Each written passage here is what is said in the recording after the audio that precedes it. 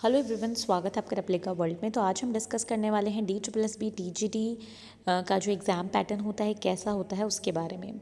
तो DSSB जो exam conduct करता है वो टियर 1 एग्ज़ाम होता है, मतलब एक ही टियर होता है उसमें। और उसमें किस तरीके से होता है एग्ज़ाम या क्या स्कीम होती है उसके बारे में बात करते हैं। तो ये जो 1 टियर एग्ज़ाम होता है इसमें TGT की अगर हम बात करते हैं या ड्राइंग टीचर की भी बात करते हैं तो जो एग्ज़ाम का ड्यूरेशन होता है वो 2 घंटे का होता है, यानी कि 2 आवर्स का होता है। इसमें टोटल 200 क्वेश्चंस पूछे जाते हैं और इन 200 क्वेश्चंस जो हैं इनका एक एक मार्क होता है, यानी कि 200 क्वेश्चन 200 मार्क्स। तो इसका मतलब ये है कि टोटल जो क्वेश्चंस होंगे वो हमारे 200 होंगे और मार्क्स भी 200 होंगे। इन 200 मार्क्स की अगर हम बात करें तो कैसे डिस्ट्रीब्यूटेड होता है, तो 2 सेक्शंस में ये पेपर होता है। सबसे पहले सेक्शन ए होता है, फिर सेक्शन बी होता है। सेक्शन ए जनरल पेपर होता है जो सभी सब्जेक्ट्स के लिए सेम होगा, यानी उसका सिलेबस सेम होगा। और सेक्शन बी सब्जेक्ट स्पेसिफिक होता है। तो सेक्शन ए में 5 सब सेक्शंस आते हैं: general awareness, general intelligence and reasoning, arithmetic and numerical ability, Hindi language and English language. ये जो पांचों सेक्शंस हैं ये 20-20 नंबर के होंगे और 20-20 क्वेश्चंस ही इसमें होंगे, यानी कि टोटल सेक्शन ए में 100 मार्क्स का जो सेक्शन ए है वो होगा और 100 ही क्वेश्चंस उसमें होंगे। इसके बाद आता है सेक्शन बी। सेक्शन बी जो आता है उसमें सब्जेक्ट स्पेसिफिक 100 क्वेश्चंस होंगे और 100 मार्क्स ही होंगे। ठीक है, तो इस तरीके से जो ये टोटल क्वेश्चन पेपर होगा ये 200 क्वेश्चंस का होगा और इसमें 200 मार्क्स होंगे। ठीक है, अब कुछ और भी इसमें इंपॉर्टेंट चीज़ें बताई गई हैं, उनको अगर हम देखें तो जो क्वेश्चंस होंगे एग्जामिनेशन में वो बायलिंगुअल होंगे, यानी हिंदी इंग्लिश दोनों भाषाओं में होंगे, एक्सेप्ट जो लैंग्वेज वाला सेक्शन है। लैंग्वेज वाले सेक्शन में इंग्लिश का अगर सेक्शन है तो इंग्लिश में ही होंगे क्वेश्चंस, हिंदी का पेपर है तो हिंदी में ही होंगे। बाकी जो और बाकी सेक्शंस हैं जैसे मैथ्स हो गया, रीजनिंग हो गया, आपका सब्जेक्ट हो गया, वो हिंदी इंग्लिश दोनों लैंग्वेजेस में होगा। इसके बाद DSSB को ये राइट है कि वो एग्जामिनेशन की स्कीम को चेंज कर सकता है अगर ज़रूरत होगी तो, पर आपको पहले ही बता दिया जाएगा। ठीक है, तो अब अगर हम बात करते हैं मिनिमम क्वालिफाइंग मार्क्स की तो आगे चल के हमें पता चलेगा इसमें कि मिनिमम क्वालिफाइंग मार्क्स क्या है।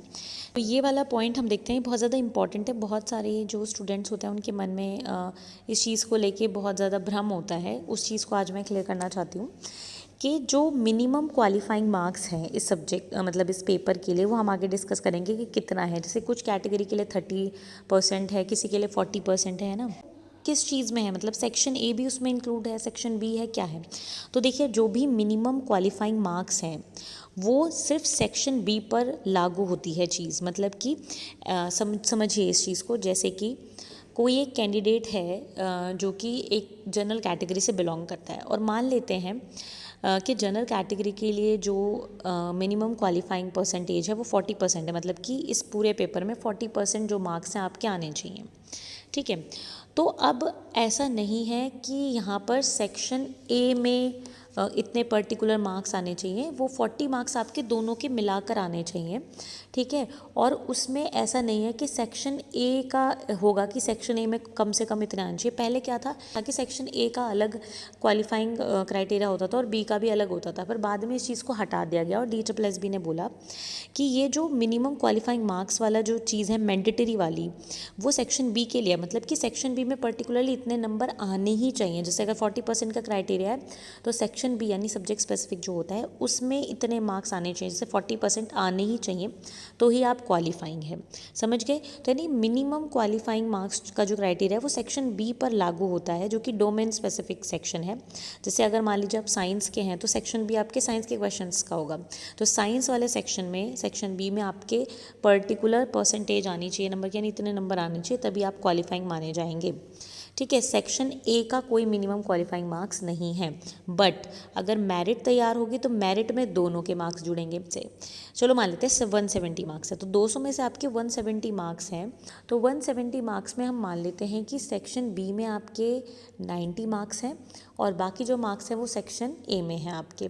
ठीक है, तो अब यहाँ पे जब मेरिट तैयार होगी तो दोनों के मार्क्स को जोड़ा जाएगा, यानी 170 यानी दोनों सेक्शन के मार्क्स के बेसिस पर आपकी मेरिट बनेगी। बट हाँ, अगर मान लीजिए कि सेक्शन ए में आपके कम है, सेक्शन बी में ज़्यादा है, तो ऐसा नहीं है कि सेक्शन ए में कम होने की वजह से आपको इससे बाहर कर दिया जाएगा। आई होप कि आपको ये वाली चीज़ समझ में आ गई होगी।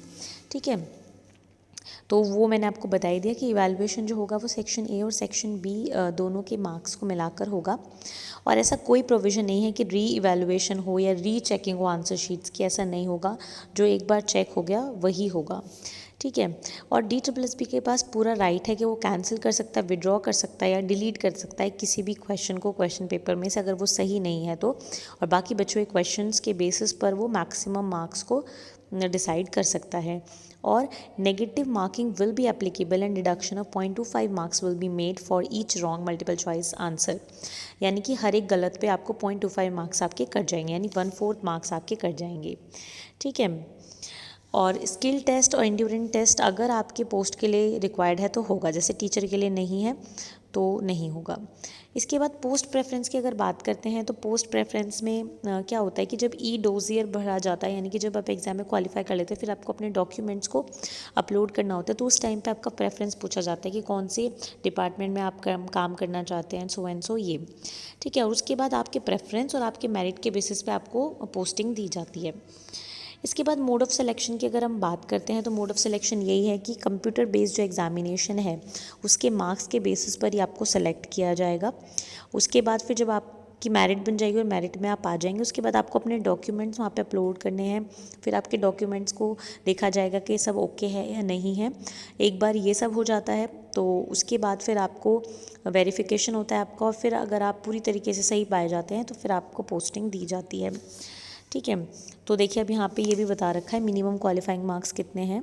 तो minimum qualifying marks different categories के लिए, जनरल के लिए 40% है, ओबीसी जो दिल्ली से बिलोंग करते हैं 35%, SC ST PH PWD इनके 30% है, और जो एक्स सर्विस मैन हैं उनको 5% का रिलैक्सेशन मिलेगा, ठीक है। जिस भी कैटेगरी में हैं वो उससे, जैसे अगर मान लीजिए जनरल में आते हैं और एक्स सर्विस मैन है तो वो 35% का कट ऑफ उनका हो जाएगा, क्योंकि 5% का उनको रिलैक्सेशन मिल जाएगा। और मिनिमम 30% होना चाहिए उसका, उससे कम नहीं मिलेगा उनको। 30% तो मिनिमम है, चाहे वो किसी भी कैटेगरी से बिलोंग करते हैं, ठीक है।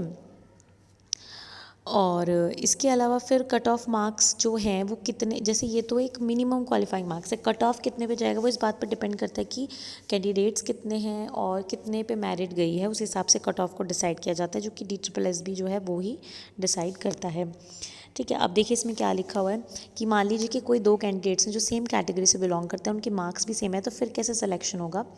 तो यहाँ पे सिलेक्शन इस तरीके से होता है कि फिर जो सेक्शन बी में जिसके ज़्यादा मार्क्स होंगे, फॉर एग्जांपल 2 कैंडिडेट्स हैं जिनके दोनों के 170 मार्क्स हैं, सेम कैटेगरी से भी बिलोंग करते हैं, तो उनके सिलेक्शन का ये होगा कि दोनों में से जिसके सेक्शन बी में ज़्यादा मार्क्स आए होंगे वो सेलेक्ट होगा। मान लीजिए दोनों के सेक्शन बी में भी सेम मार्क्स हैं, तो उसके बाद जो एज में बड़ा होगा उसको फिर वरीयता दी जाएगी, यानी उसको मेरिट में ऊपर रखा जाएगा। अगर एज भी सेम है तो उसके बाद जो अल्फ़ाबेटिकली जिसका नाम पहले आएगा उसको मेरिट में ऊपर रखा जाएगा, ठीक है। तो इस तरीके से ये होता है, और जो भी आपका सिलेक्शन होगा वो आपके एग्ज़ाम के बेसिस पे, आपके वेरिफिकेशन डॉक्यूमेंट्स के बेसिस पे और रिक्रूटमेंट रूल्स के अकॉर्डिंग ही आपको सेलेक्ट किया जाएगा, और उसके बाद आपको पोस्टिंग दी जाएगी, ठीक है। और जो आप एक बार प्रेफरेंस में भर देंगे तो उसको फिर आप चेंज नहीं कर सकते, ठीक है। एक ये भी चीज़ है। बाकी ये सभी चीज़ें हैं। आप और भी रिजर्वेशन बेनिफिट्स अगर पढ़ना चाहते हैं तो पढ़ सकते हैं। तो ये वाला जो डॉक्यूमेंट है ये मैं अपने टेलीग्राम चैनल पर जो है पोस्ट कर दूँगी, और ये आपका जो टेलीग्राम चैनल का लिंक इस वीडियो के डिस्क्रिप्शन में मिल जाएगा।